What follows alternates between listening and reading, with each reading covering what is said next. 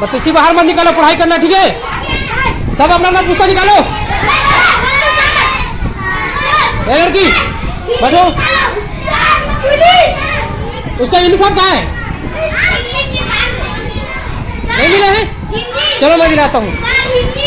हिंदी निकालो, हिंदी।